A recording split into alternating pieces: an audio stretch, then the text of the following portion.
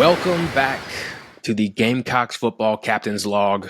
As always, I'm your host, Brandon Silvers, and as always, I am joined by my co-host, the captain of Morris Island Charters right here in the Low Country, Captain Petey. Petey, how are you doing? Confused. Yes. So, just when you think you've seen it all from the Gamecocks, go into Bama, almost pull off the upset, and then lose in a very confusing and upsetting way. Let's start off. How were we even in a position to pull off the upset in the first place? So as you watch that game, it kind of starts out the same way as Ole Miss, where we're just not doing anything on offense. Bama goes up 14-0. Looks like we're slowly just sliding downhill, and there's nothing we can do to stop it. And then for some reason, we had done this previously. We were going for it on fourth down when we were on the edge of field goal range, which had put us in some bad spots and also led to not getting points, but also giving Alabama the ball with great field goal. With a great, great place on the field. And then for some reason in the last minute and 42 seconds, we go for a 4th and 9 on the 30-yard line, 37-yard line, and Alabama just doesn't cover the receiver and scores. So hey, we're back in this, and we got 7 points, quick 7 points right there in the half. And then I'll just run through how the game went, because that was a very long minute and 40 seconds left of the game. Yeah. So we get 4th and 9. Blown coverage by Alabama. We score a touchdown. Should have never happened, but it happened. And then Alabama kind of screws up the kick a little bit, and they're backed up in their own end zone. Kyle Kennard, who they have decided that they just weren't going to block for some reason all day. He was in the backfield, and a lot of times it was just not even attempted to be blocked. But he gets a safety on Milrow, gives us 2 points and the ball back.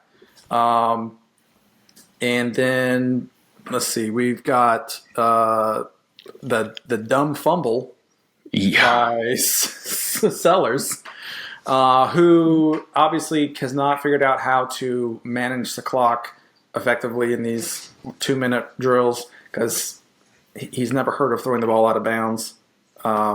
And just takes sacks or holds on to it for way too long, and then dumb things happen. So he throws it around behind his head for some reason, thinking that would count as a forward pass maybe, and that did not. So we give them the ball right back, and then Jalen Kilgore has a pick and runs out of Bama with 3 seconds left on the 20-yard line, and Alex Herrera kicks a field goal. So we're back in this game. With a minute and 42 seconds, we have scored 12 points to go. It made no sense. Absolutely no sense. It's just when shit hits the fan, sometimes it goes our way. Yes. Bama looked a lot like us, I feel like, in the half. Yeah. This was a lot more of them blowing it versus us being great. Yeah. So you feel great.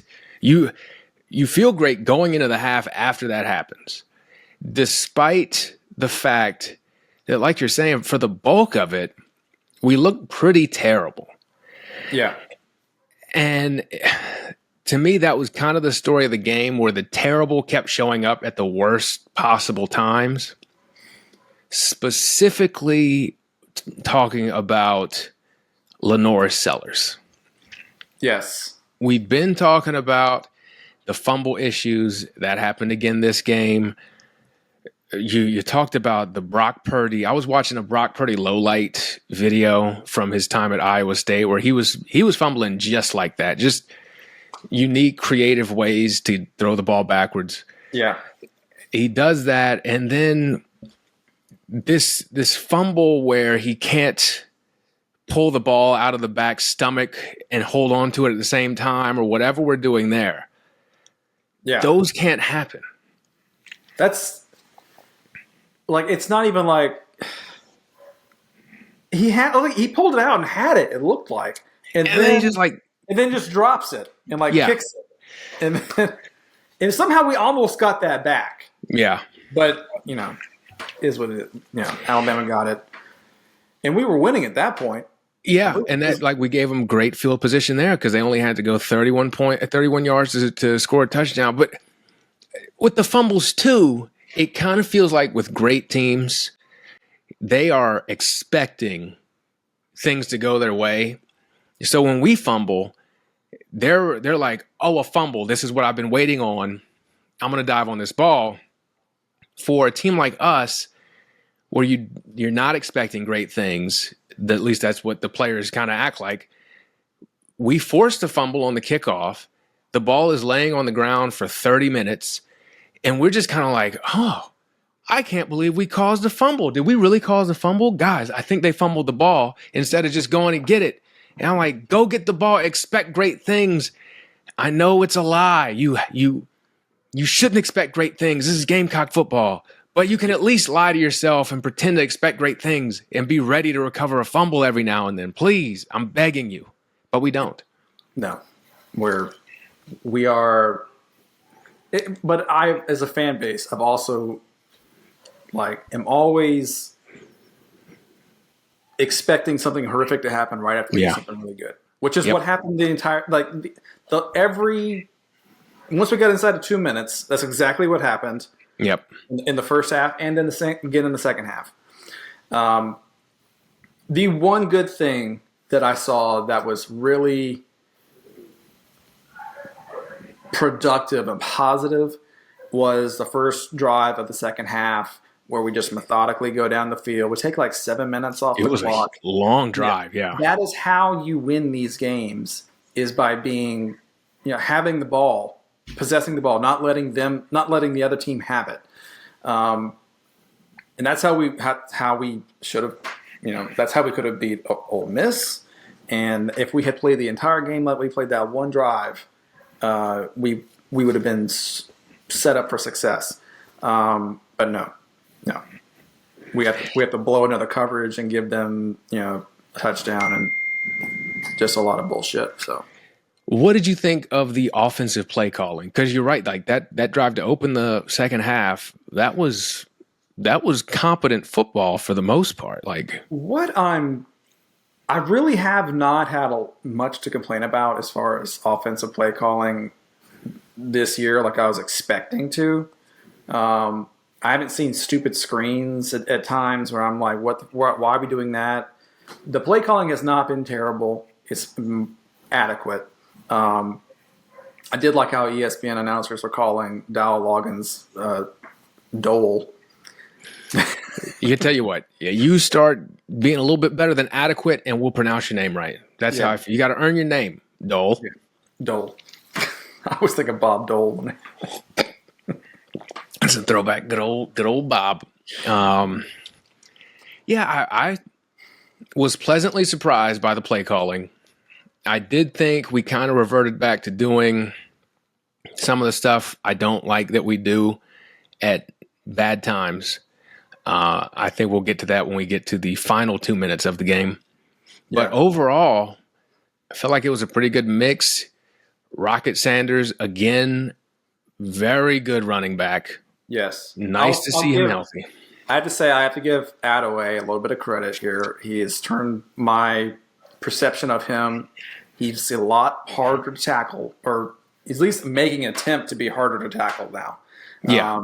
Which in previous 6 games, but now he seems like he really wants to get, make plays and break away from people. Yeah, and he's not gonna do that. He hasn't shown that he's going to do that. But if you can manage to stay on your feet a little bit longer, which he has done, I think that is incredibly helpful. Even if you're not going to you're not as explosive as a Rocket Sanders can be. It's just not immediately going down on first contact. Yes, that's a good trait. Yeah. For a running back, or as we learned last year, Trey Knox enjoyed doing that as well. Yeah. Thought we were playing two-hand touch. And we've been speaking about it, I don't know how long. Nick Harbor, finally in the game. It did pay off late. What a thought to have an athletic freak who's faster than everybody run down the field faster than everybody. That's the biggest problem with play calling. We're not using the guy for the one thing we have him for. We're using him for like crossing routes and in the flats and shit, which is all, I mean, great. He needs to learn how to do that stuff, but fuck. Throw the ball down the field, put it down there to the guy that's 7 feet tall and faster than anybody on the planet. Why are we not? Who would have dreamt that we throw the ball in the end zone on a Hail Mary, and guess what? The biggest guy in the field is going to come down with it. Yeah, and just incredible. Yeah. And then defensively, man, our defense looks pretty good, especially on the defensive line. Yeah, like we still have problems stopping the run. Yeah. O'Donnell Fortune did have to pick. It was just a bad throw by Milroe, honestly. Yeah. But he threw that ball. That I don't know who the receiver was, but he was open, and Milroe just threw it way too late. Yeah. But shit, I mean, I'll take it. Yeah, and so, a lot of good, but I guess my question is, now that we've talked about how we were in it, how did we manage to blow that? How we blew it was letting Milroe throw to a wide open receiver on third down, and just didn't cover him. So first of all, this was an interesting play to me because when I look back at it, you can see DQ Smith out there prior to the snap, like shrugging over at the coaching staff, clearly confused. Yeah. And so I'm like, probably not a great sign because first of all, it's DQ Smith, who appears to always be confused, and now he's not even trying to hide it. He is confused. He's letting everyone in the world know. I don't know what I'm supposed to do. Yeah, I don't know if we had any timeouts or anything at that point, but you would think that might have been a good opportunity to call a timeout right there when you see. As soon as I saw the guy come in motion, and I saw three bunch of players over there against the line on the end of the line, and I was like, oh shit, they're not moving fast enough with him. This is going to be real bad. And it was.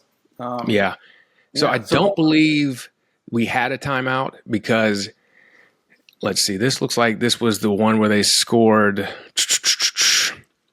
with like a minute 54 left. And it was 3rd and 10. They were trying to run out the clock. And I can almost understand. I can't understand not covering the guy. But I do think with the way they had been running the ball at the end there, we did have to kind of sell out against the run because we just had shown no signs of stopping it. So I don't mind selling out against the run, but you can't. It's very funny. I guess you can because we did. Very funny to let a man run wide open. Yeah. I mean, but it's on a 3rd and 10. You can't sell out on the run too much because the odds of them trying to run it are slim, especially when they're down, what was it, 5? So they were winning it. The one I'm talking about, they were winning. Oh, yeah, I'm thinking of. I'm sorry, I'm getting their touchdowns confused. When that was, I forgot about Milroe. Because Milroe had he scored on the run earlier, that touchdown. Yes, that was the. They took the lead on after the fumble on the run when Sellers put it on the ground. Just with the read option. And then I guess the third option was throw it on the ground. Yeah. And he likes the fumble option on the read option a lot. So there's always the option there for the fumble. Yeah, there's always an option to do that. So the play I'm talking about was they were trying to run the clock out. They were up, Yeah. 2019, they're up. I thought there was a chance that they would try to run the ball there since we were out of timeouts and kind of take the clock down to, I don't know, 45 seconds there and kick the field goal. Yeah, you're right. That's different. That's I had the situations mixed up in my head as far as there was a lot of stuff that happened here at the end. This was a very hard to follow game. And I think the important thing is even letting that touchdown get scored almost worked out because we had a lot of time to make something happen. Yeah. And we almost did because then that gets us to the Nick Harbor Hail Mary touchdown catch. Yep. That was called incomplete initially. What a fucking catch. That was, really, it was just him backing up and then, grabbing it. He wasn't even jump. He jumped a little bit, but just him being that much larger than the DB. Yeah. And I don't know how they called it incomplete when he was 6 inches in bounds. Yeah. So it's just refereeing. Turned it. So 27-25 down to going for 2. Yeah. And this is where everything really is starting to fall apart. You tell me what happened on that play, on that 2-point conversion attempt, and I'll tell you what I think happened. So I think a really good play call. I can't remember who was running to the corner of the end zone. Looked like Sellers held the ball too long, panicked, and then threw it into the 8th row when there's a wide open guy in the corner of the end zone. That's what I thought I saw.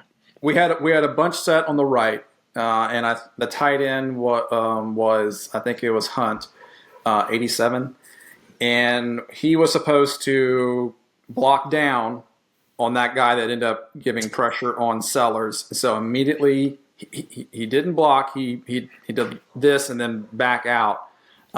Which I don't know if he was trying to go out for a route, but obviously you should try and block the guy that's right in your face when you're right there on the line. That would be helpful. And you know that the play is going in that direction. So then Sellers immediately gets the guy in his face. I think it's Larvadan that was in the corner. Yeah. And just airballs it to him out of the back of the end zone. He was open, wide open. We also had, I think it was Michael Smith coming around the other side, open as well. But we just blew the block. That's what happened.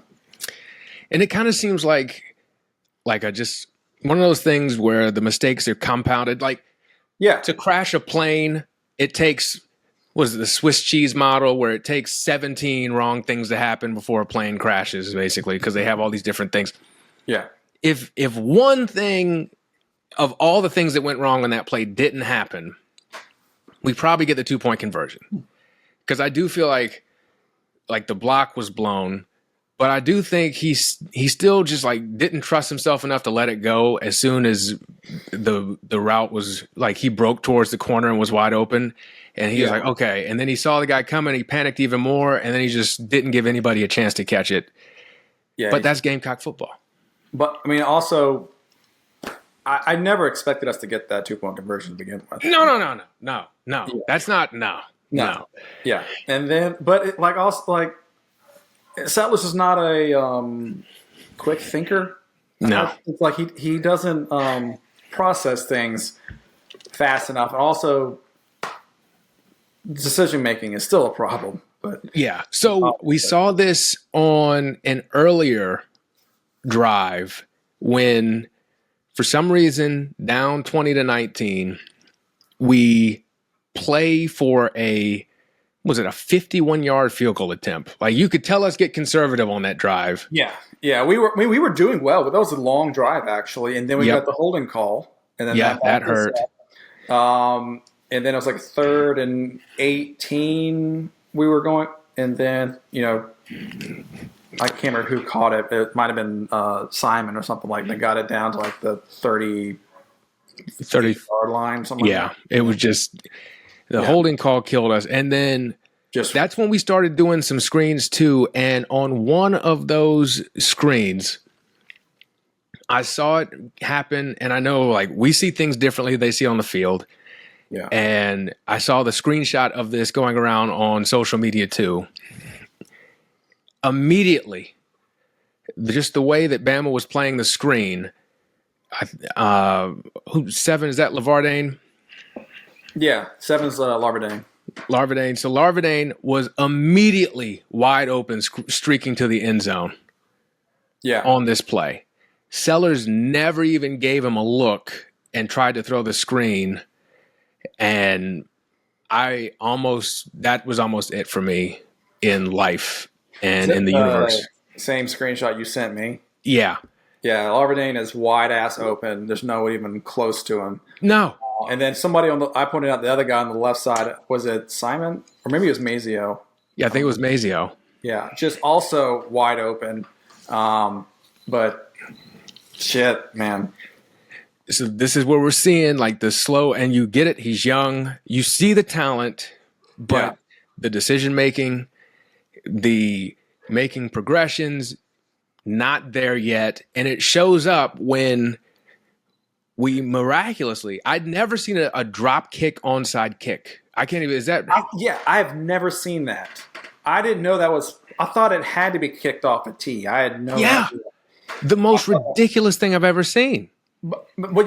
So they did it twice. Like the first one, and I was like, what the fuck was that? Yeah. So, well, if this is our attempt, this is awful because that looks shitty.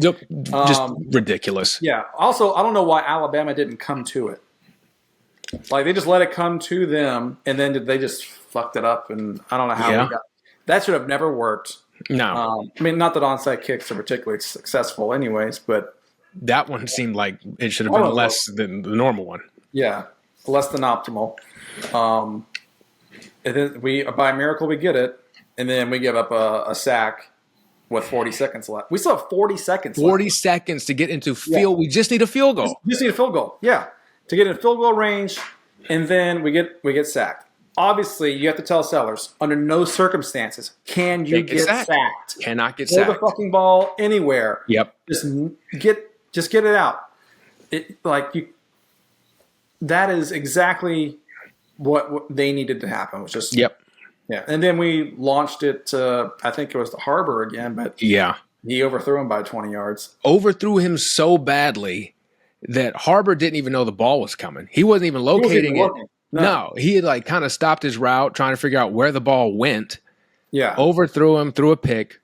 And on that play, again, kind of in the flat on the left, you have a wide open receiver with probably at least 10 yards of daylight, if not more. Could definitely have gotten us into field goal range. He doesn't even look his way, even though, again, at this point, all we need is a field goal. Kind of a reverse of the previous thing we were talking about, where a touchdown would have been really nice, but he throws it short and we attempt the longest field goal in the history of the world. Now the opposite is true. We just need a field goal, take the easy dump off. He launches it to the fucking moon, and it's picked off, and that's game. I don't even know if – I mean, he had to get the ball off quickly because he had pressure in his face, but – you also, I'm not sure if Harbor was what he was doing. Obviously he wasn't going to the corner. He was coming slowly across it looks like he's running in slow motion. Yeah. I don't know if he's at full speed and he's so fast he looks like he's slow or what, but I don't think something was not correct. It was terrible with that. Yeah. But if he looks up and sees that ball coming, he probably could have caught up to it. He could have tried to do something, but it was just an absolutely terrible end there. Even getting the one touchdown. Yeah. Just I never thought that we would get a touchdown, a chance to tie, and recover an onside kick that I'd never seen before. And I would still feel so disappointed in how we executed at the end. But it was just so bad. And I also don't understand. We just talked about the one Herrera field goal attempt. Why do we keep playing to give this kid long field goal attempts when he can't hit them? He can't hit them. Like at this point, it seems clear he's an average college kicker, which is fine, I guess. But you have to know he's an average college kicker. You can't keep playing like we've had great kickers recently. He's not that. You have to know who your kicker is. Know your personnel. And we're just like, you know what? I think this time, same thing. LSU game, same thing. I think part of the reason why we've been going, for some reason, we always get down to like the 40-yard line, and then it's 4th and 10, and we'll go for it. Yeah. Why not just punt it? Yeah. At this point, just punt it. Get a coffin corner, pin them down on the 3 or the 5-yard line. I don't. It's better than trying to make him kick a 58-yard field goal when we know that's not him. It's ridiculous. Like, we're not even giving him a chance. The 51-yarder, that was no good immediately. Oh yeah, it was wide. If there were 3 field goals to the right, it would have been too wide. It looked one of those college game day kicks for Pat McAfee's money, where they just have the college kid come out, and they've been making the 30-yard ones like this, instead of like this. The old tornado ball going on, like I don't know. So that was pretty devastating. That was bad. Yeah, it was something to say the least. But, yes. So this we got to work on Sellers' ability to manage the game, like situational awareness. We need to have a team that is aware of the situation at all times. And because that's one of the most frustrating things to deal with when if you've watched college football for like 5 years, okay, this is what we do here, this is what we do there. Pretty common situations. And he's doing the opposite every time. Like the play where he took off running, could have gotten the first down, and then he slides 2 yards short. Yeah. And then the next play, he's about to get blown up, and I'm like, okay, he's going to slide again, and thank God he'll save himself. And he gets blown up, doesn't slide at all. Yeah. Dude, you're doing everything backwards. Right. So the problem is I don't want to take away his ability to run. Yeah. And all that. Because, he had the one play where we were backed up. He almost got it was close to being a safety, where he got hit, kind of falls to the left, and then comes back to the right and almost hits Larvadan deep. I don't think he's very good at throwing the ball deep, for one. But damn, if we could have connected on that one play, that would have probably sealed the deal for us. But geez, I don't know. He's got to figure out when to run, when to throw, and when the play is over. Yeah, and that's a big one too, because we don't have a great offensive line, as we know. Yeah, but he still holds the ball way too long. Like, get rid of it, and we'll just try another play next time around. And especially we know that this team has, like, the defensive line coming at you is a really good defensive line. Yeah, like, have some awareness of that. You're not gonna have 10 seconds back there to figure it out. You gotta get that ball out quick. I don't know. And like you said, like he's got an ability to run the deep ball. I don't know about that either. But you see enough to where, like, okay, maybe, but the decision making is just not there. And I think that makes it more frustrating. Like, if he just flat out stunk, we've had some bad quarterbacks. Yeah. And it's like, this who do we had? Lorenzo Nunez, who just couldn't throw. Yeah. McElwain. Like, these guys who just couldn't really throw it. And you just knew it didn't matter if they made the right decision or not. It was just going to turn out pretty poorly. But you can see enough from him where you're like, if he just didn't play like a jackass, we would be doing something. But he just hasn't figured it out yet. And it almost killed me Saturday. It almost killed me. My dogs were going fucking nuts because I was jumping up and screaming and yelling and just like they were barking and howling, thinking I'm losing my fucking mind. But obviously, I was excited when all these good things would happen, but then just immediately be crushed right afterwards. Even though I knew the crushing moment was coming, it's just it's so infuriating to be. What being a Gamecock fan's all about. Yeah. So I don't know how much more we can say about that one, but we do have this Saturday, 12:45, going to Oklahoma SEC Network. Weird start time, 12:45. How are you feeling about this one? Because they're coming off a loss to Texas, and of the remaining schedule, this oddly might be one of our best opportunities to win. Yeah, it might be this might be the best chance we have at winning at least a road SEC game. Yeah. So I don't know what Oklahoma is, and I don't know if Oklahoma has an idea what they are. Seems like they're decent on defense. They haven't really figured out any kind of offense consistently. They have a true freshman quarterback? I believe he is a true freshman. If not, he's. I know he came in against Tennessee and did well. But freshman. Yeah. So if we can't confuse that true freshman quarterback and make him make mistakes with the guys we have up front, we're just not going to have any chance in this game. Kind of feels like two very identical teams. You know what? That's fair. Is this what you would imagine when I said, if I had told you one day we're going to be just like Oklahoma football? Because I would never thought we would rise to Oklahoma. You're like, something's happened to Oklahoma football and someone needs to look into it because those guys are in trouble. Has got a venereal disease and it spreads out the entire state. They got to just stop. No, so I think it's pretty evenly matched. And their offense is so bad that I think it will be a close game. Yeah. Now, whether or not we can make it's going to come down to whose first year starter quarterback messes up the most. I feel like.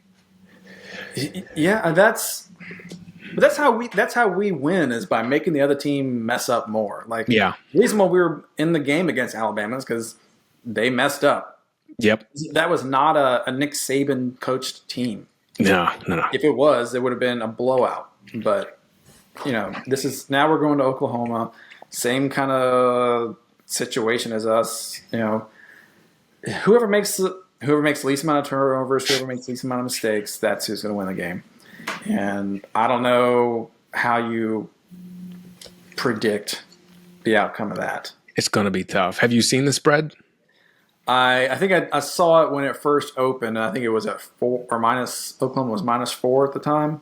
I think is it down to 2.5 now? It is down to 3 according to ESPN and ESPN Bet, their new betting service. So that's pretty good. That's about what I would think it would be too, which is rare. Basically, you're saying these are two equally matched teams, and home field advantage goes to Oklahoma. So that's it. What do the Dolphins have to say? Where are they laying their entertainment porpoises? So the Dolphins have told me to put their entertainment porpoises on the Gamecocks to win it straight up this week. They think that they're going to finally figure it out and learn how to win a game. Me too. I agree with the Dolphins. I think this is a must-win game. You got to have this one. Yeah. So if you can't win this one, then shit. What's left other than Wofford? Vandy is going to railroad us, and the only chance we have is if we forgot Mizzou is just a piece of garbage or not. Yeah. So you're right.